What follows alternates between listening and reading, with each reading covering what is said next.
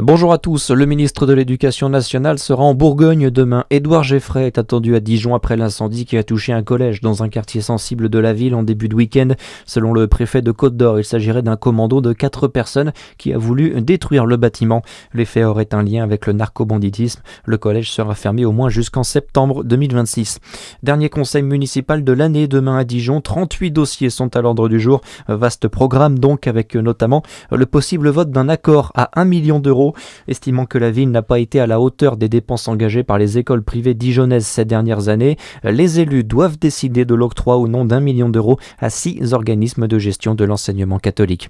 Une manifestation hier devant la pharmacie de Percy-les-Forges en Saône-et-Loire. L'officine de la commune doit être regroupée avec celle de Palinges et Génelard au 1er avril prochain, une mesure qui inquiète les habitants. Une pétition a été lancée et regroupe 800 signatures pour l'heure. Ils étaient une cinquantaine présents hier. Dans le reste de l'actualité, Annie Genevard attendue dans le sud-ouest demain. La ministre de l'Agriculture va assister au début de la vaccination contre la dermatose nodulaire contagieuse dans la région. En attendant, les actions vont se poursuivre aujourd'hui. Hier, déjà une quarantaine a été recensée sur le territoire avec 2000 personnes mobilisées.